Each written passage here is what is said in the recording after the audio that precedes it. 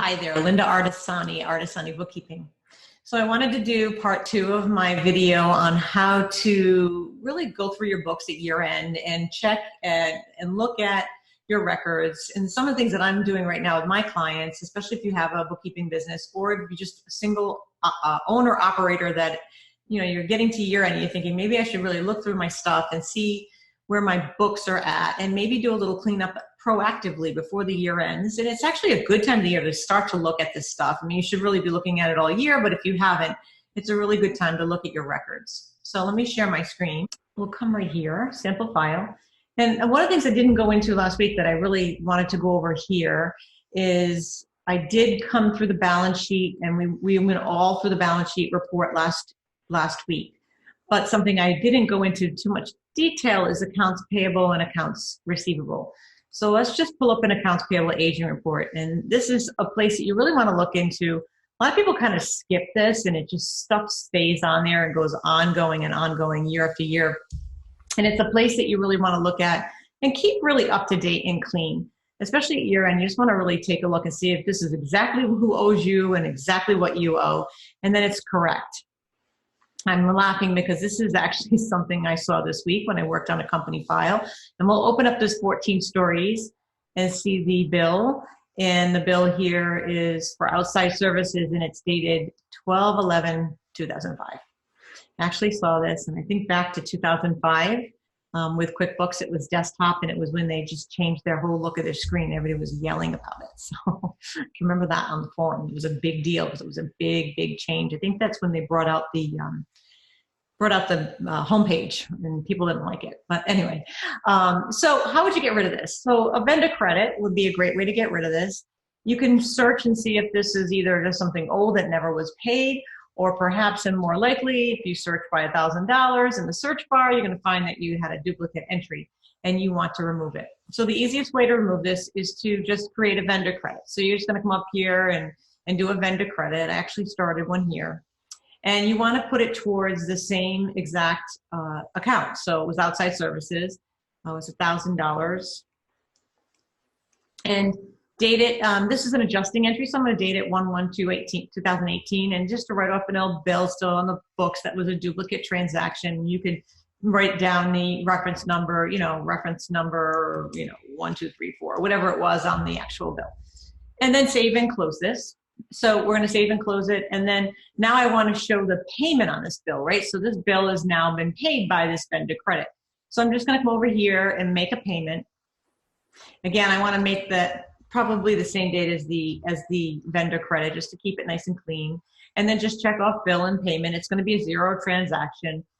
You can just make whatever number up here you want to make it, and then save and close it. So now my accounts payable aging is going to be 0. Now it's cleaned up. I've paid all my bills. So this is a good time of the year. You have a few days left in the year to, if you're cash basis, you probably really want to maybe look and see if you've got some cash flow, look at your profit and loss and say, hey, I've got these bills I need to pay. Cash basis, if I pay the payment dated the year that you're in, like 2018 that we're in now, you can use that as an expense. It'll actually show up and lower your amount of profit at the end of the year. So that way you maybe pay a little bit less taxes. So it's a good time of the year to really take a look and maybe pay some things to get your, if you get the money to pay the bills, lower the amount of money that's going to be due at tax time. The other thing is accounts receivable. I've got the aging report up here, and here's Ashley Prio, $100, but the due date, this is an older bill. It was from June of 2017 that was never paid. I've already dealt with her. She bought a bunch of widgets. She never gave them back. She's not going to pay the bill. Clearly, it's all done. So when it comes to aging and writing off customers' stuff, if you're accrual-based and you've already paid taxes on this income because it's all by the date of the invoice that they figure out your income, then you're going to want to write this off to bad debt. You'll make an item to bad debt and use it in a customer credit memo to apply that to get this off the books. If you're cash basis, the easiest thing to do is open the invoice up and take a look at the item that's being used in the invoice and see that it's widgets that person paid $100 for. And then create a customer credit memo and go in here and create the credit memo. I've actually already done that. Let me go to the credit memo here. So I've got the credit memo already in place to save time, and you can write in here that, you know, that you're returning, didn't pay for the widgets. So you want to write off the widgets here. And then notes, right? This person complained, yada, yada, whatever else that she did. You want to tie it back to the invoice, so you can have that in there. And then, of course, you're going to have to do the same thing you did with the vendor. You're going to make a payment. And then in the payment, you're going to apply the credit memo to the invoice, 0 transaction. In this case, you know, I probably still date it 1/1/18. It's kind of an adjusting entry. Make notes that, you know, this is to close out this invoice 3099, and then just write it off. So we're going to get that off of our books. So moving on to the profit and loss report. Now I'm going to get into the profit and loss, and we're going to do like we did last week with the balance sheet. We're going to see the areas that are troublesome on most files and start to figure out where to fix these things. So, you know, you're going to want to go through your sales and look at all the accounts, all the items in there. They should be invoices, and make sure everything looks correct and accurate. Rental income, and this just happens to be the categories around the sample file and products. When you see uncategorized income, you will probably say, wait a minute, it's just like last week. There should be no uncategorized income, like there should be no uncategorized assets. These are things that you want to clean up. So you can come in here and see, oh my goodness, everything that had Frank DeAngelis on it got posted to uncategorized income. So all of these would need to be cleaned, and it's all invoices that are here.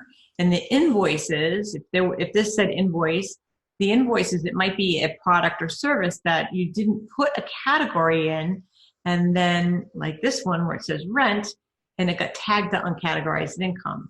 Now, for the most part, when you come on this screen by default, and this is your gear wheel products and service window, you don't see these two categories on here, income and expense. I actually had to add them. So I just did that by hitting this gear, and then I selected them so that they would show up on this report. So that's a little tip just so you can see how to make this report be a little bit easier to find.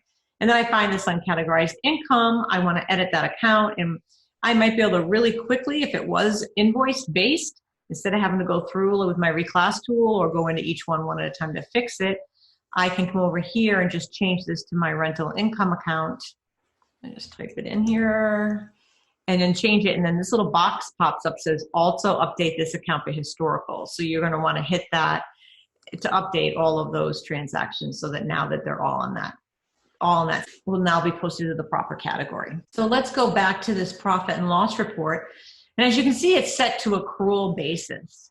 So that's the way it's set up by default. But for sure, you should come over to this company settings box and fill this stuff in on where you're, you know, whether you're accrual or cash basis, and, you know, whether you're a corporation, put your EIN in. All these things should be done on your book, so that it's here for your sake and for the sake of, even if you have a bookkeeper, they want to know, you're a corporation, you know, you're a shareholder, or are you a partnership, an LLC, sole proprietor. You know, we needed to have that information in the records. So here we've got our profit and loss, and it's by cash basis. So that's what it really should be. I'm looking at the view that the accountant will look at when he does your tax return. And as you can see, as you come in here, there's some serious little red flags kind of jumping out at me here. Unapplied cash payment income account. And you probably looked at this, especially if you came from desktop and you didn't have this, and you're like, what the heck is that? This account is created for people who have invoices, and then the payment for the invoices actually predates the invoice. So you can't have an invoice be paid before it's actually presented, right? So that's usually the reason behind this. So here you have Mary Summers. We invoiced her on 7/23, which paid me on 27th of June. Now, this is either an error in the date of the payment, or perhaps this was a deposit, and then it needs to be put into a customer deposit account and then applied. I'm going to just say that somebody typed in the wrong date. So by changing this date to anything after 7/23, it's going to update my file, and I'll just put 7/24, and it's going to take it out of the unapplied cash payment income account. You can see it already disappeared. So to clean these up, you'd need to change your dates and things like that to get that out of there. And sometimes it's a matter of a payment being in here without an invoice. So you probably need to go and look and say, why was this payment here? Again, is it a deposit, or is it supposed to be somebody just didn't create the invoice, but they received the payment? You need to create the invoice. So that's how you clean that up. Uncategorized income. Oh my goodness. I see this a lot. And a lot of times it comes off of the banking, right? You go to the online banking and it recognizes it as uncategorized income, and people just go, oh, they like to clean that screen off. They go click, click, click, click, click, put it all in, and then it's in here.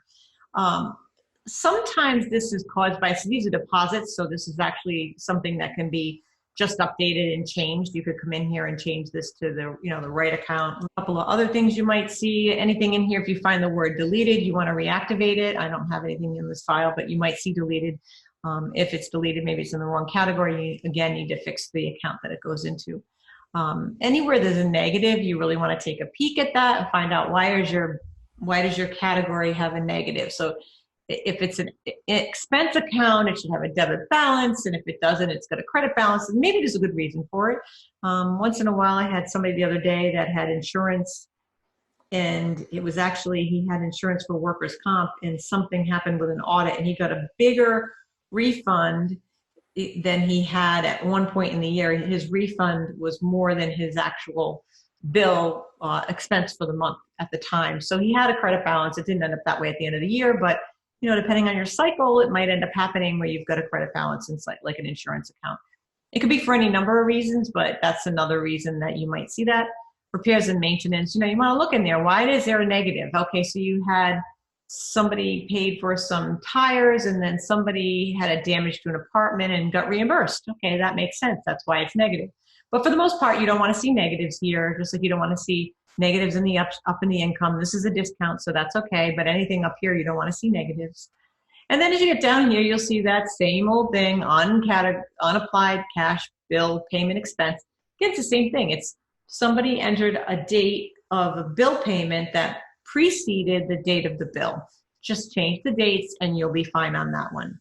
Uncategorized expense, that's sometimes just a category that people put things in. It probably came from the bank feed. Again, you just need to come in here and just change it. It was Starbucks, maybe it's meals and entertainment, maybe it was, marketing promotion, maybe you gave away some gift cards. It could be anything in here. So you just want to go in here and look at, like, Shell was probably auto, or actually for $3.18, you might have bought a candy bar. So you just need to find what those things are, and like Shell is probably auto, and just come in and put them in the right category. That'll help clean that up. So I hope this was a helpful video. I know that was a lot to cover, but it's just some of the places that I do see these things that need to be addressed. Not so much on the profit and loss, it's just looking at your categories. If you're not in Simple Start and you're in, in a file that's Plus or Essentials, you have this report where you can actually go through and look at every single thing that's in each account and just kind of go through almost like a general ledger style to see what all the categories are and what's in here, and if these are the things that should be in here. This is a nice little view. You can kind of slide through it and look at every single transaction. If you have QuickBooks Online Accountant, you can come in and just look at the reclass. This is where I spend my life going through these files. And you can just come in here. I'd like to change it to say all. And what I really love about it is I can come in here and just look and see that, all right, sales income. And this is, you can see that these were invoice based because it's got the little dot. You can't really change that unless you change that category like we did in the products level over here in the gear. But all of these things, and I like to just come in and just kind of do this to it so I can see what these things are. And you can see if you want to clean any of these up, like maybe this right here is, well, those are deposits from Intuit, but you can just go through and just correct any of these things that maybe don't belong in this particular category. So I hope this was helpful. I hope that just going through these categories and these different processes help you going through your books to clean your books. Of course, if you need professional help and you want to reach out to me or anybody, your accounting professional, it's just a wise idea if this is kind of like too much information and maybe you're thinking that maybe this is way more than you really want to handle yourself. Let a professional handle it. But I hope that this will help you step through and really get through the categories and then really look at where your books are at and give you a better clean data. Good data is a great place to start when you start to look and analyze. So now we've gone through all these steps. Then part 3 will be us analyzing the data, taking a look at where we're at, comparing year to year, and really try to figure out what you can do to save money, make money, whatever would work in your file. So thank you for watching. I hope that was helpful, and I'll be back next week. Bye now.